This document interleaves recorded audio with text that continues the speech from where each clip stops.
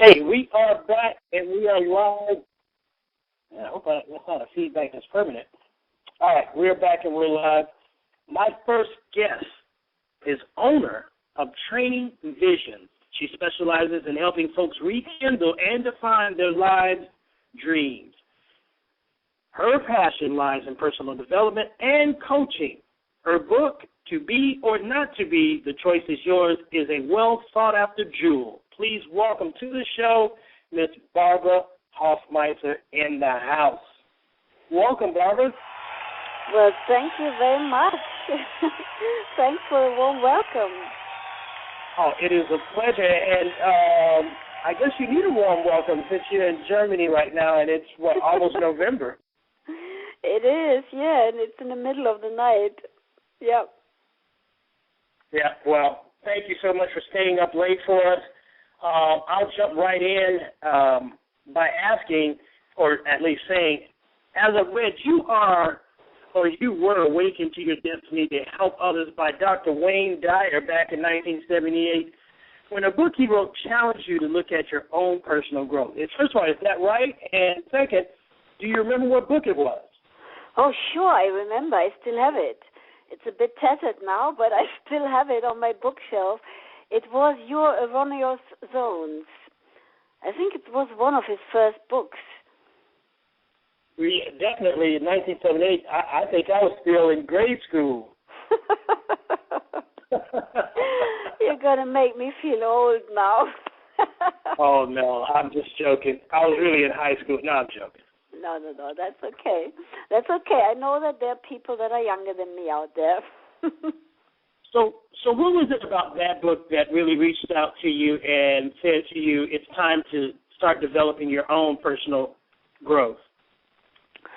Well, probably because I had already realized that I couldn't go on as I was trying to do, because I had such low self-esteem. You know, it was not only that I was a refugee from former communist Germany and I've been ripped out of my environment when I was 8 and put into a totally different world.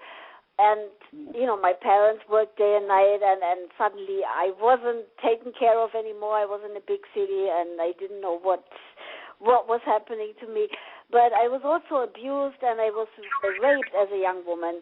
And that left me very insecure.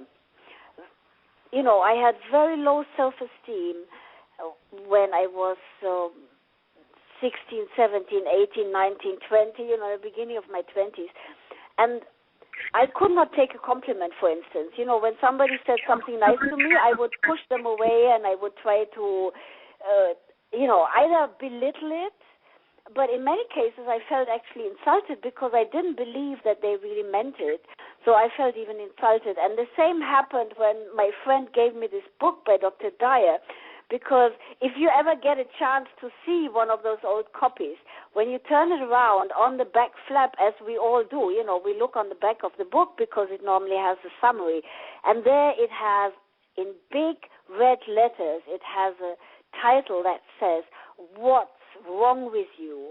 And, you know, if you have low self-esteem, you don't want to get a gift by a friend that says, what's wrong with you? That's the last thing you want. So when she gave me when she gave me that book, I felt insulted. You know, I thought, why the heck is she giving me a book like that? I don't need this type of books. You know, I don't need all this stuff from America. And I put it on my bookshelf. And I didn't look at it for a couple of months, but then one day I had nothing else to read, and I started reading it. And that was a big revelation, because it was as if Dr. Dyer had written that book, especially for me. That's how I felt, because I could find myself on almost every page.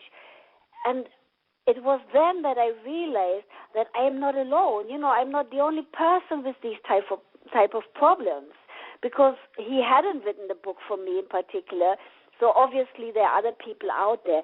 And just the knowledge, when you realize that you are not alone with your problems, there are other people with similar issues, already that in itself is a big breakthrough. So that was the first aha. And then, of course, as I went through the book, I found other things that I thought, wow, this is how it works. This is why I have this issue, and so on and so on.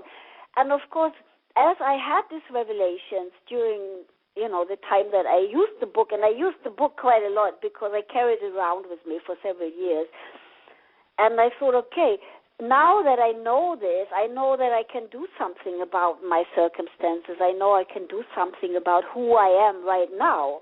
I can change that.